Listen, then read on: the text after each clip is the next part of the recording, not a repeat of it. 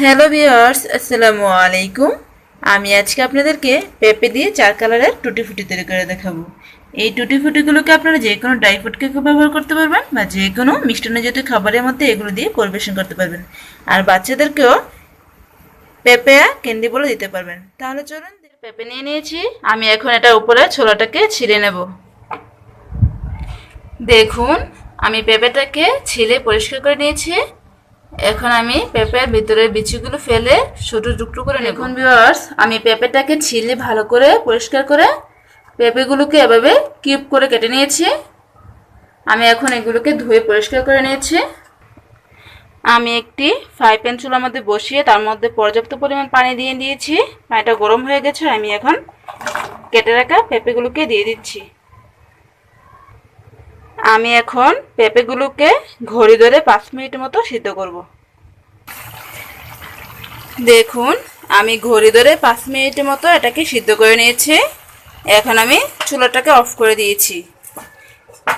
এখন আমি এটাকে এভাবে ডেকে আরও 5 মিনিটের জন্য এভাবে রেখে দেব। আমি কিন্তু চুলাটা অফ করে দিয়েছি। দেখুন ভিউয়ার্স, ফিরে আসলাম 5 মিনিট পর। দেখুন, আমার পেঁপেগুলো সিদ্ধ হয়ে গেছে। আমি আপনাদেরকে কাছ থেকে পেঁপেগুলোকে দেখিয়ে দিচ্ছি। দেখুন, আমি আমার পেঁপেগুলোকে 60 থেকে 70% সিদ্ধ করেছি। আমি পুরোপুরি সিদ্ধ করি নাই। এখন আমি এগুলোকে একটা স্ট্যান্ডের মধ্যে ঢেলে নেব। আমি এখন আবার ফ্রাই প্যানটাকে চুলার মধ্যে বসিয়ে দিয়েছি। আমি এখানে দিয়ে দিচ্ছি 2 কাপ চিনি, দিয়ে দিচ্ছি 2.5 কাপ পানি। এখন আমি এটাকে ঝাল করে নেব চিনিটা গলার জন্য। এটা গলে গেছে। এখন আমি দিয়ে দিচ্ছি সিদ্ধ করে রাখা পেঁপেগুলোকে।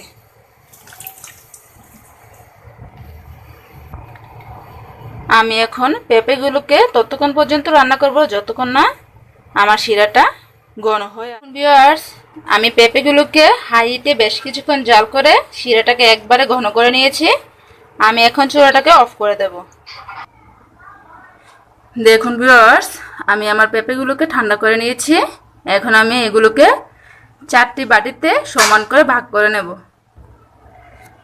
আমি সবগুলোকে সমান ভাগ করে বাটিতে নিয়ে নিয়েছি। এখন আমি ভ্যানিলা এসেন্স একটু একটু করে সবগুলোর মধ্যে দিয়ে দেব।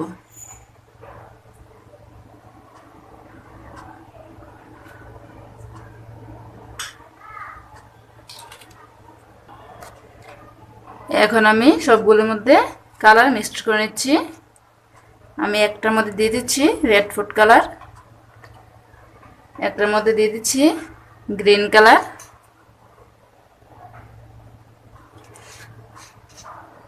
আমি আরেকটার মধ্যে দিয়ে দিচ্ছি অরেঞ্জ কালার। আর আমি এটার মধ্যে কোনো কালার অ্যাড করব না, আমি এটাকে সাদাই তৈরি করব। আপনারা চাইলে কোনো কালার ছাড়া বা ফ্লেভার ছাড়াই তৈরি করতে পারবেন। এখন আমি এগুলোকে সবগুলোকে মিক্সড করে নেব। দেখুন ভিউয়ার্স, আমি সবগুলো কালারকে মিশিয়ে নিয়েছি।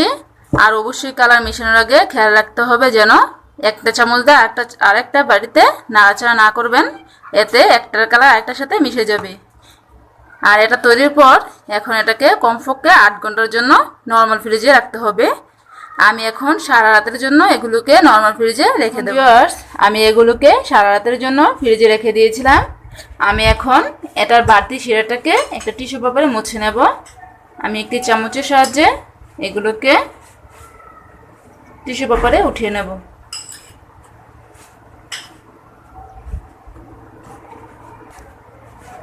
আমি সবগুলোকে টিস্যুর মধ্যে উঠিয়ে নিয়েছি। এখন আমি টিস্যুটার মধ্যে ভালো করে চেপে চেপে বাড়তি শিরাটাকে জড়িয়ে নিচ্ছি।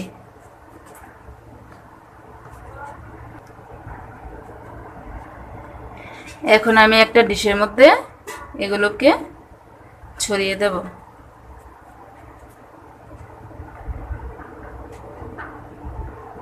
আমি সেম পদ্ধতি ব্যবহার করে আমি সবগুলোকে এভাবে মুছে নেব।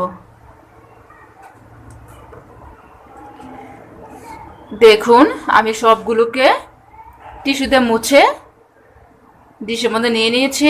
আমি সবগুলোকে আলাদা আলাদা করে রেখেছি, একসাথে করলে কালারটা একসাথে লেগে যাবে, এই জন্য আমি আলাদা রেখেছি। এখন আমি এগুলোকে রোদে শুকিয়ে নেব।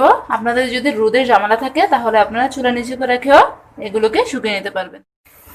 দেখুন ভিউয়ার্স, আমি এগুলোকে ভালো করে রোদে দিয়ে শুকিয়ে নিয়েছি। আমার টুটি ফুটিগুলি তৈরি হয়ে গেল। আশা করি আমার ভিডিওটি ভালো লেগেছে। আমার ভিডিওটি যদি ভালো লাগে থাকে তাহলে অবশ্যই আমার চ্যানেলটি সাবস্ক্রাইব করবেন, লাইক দেবেন, পাশে থাকা বেল আইকনে ক্লিক করবেন নতুন নতুন ভিডিও পাওয়ার জন্য। আজকের মতো বিদায় নিচ্ছি।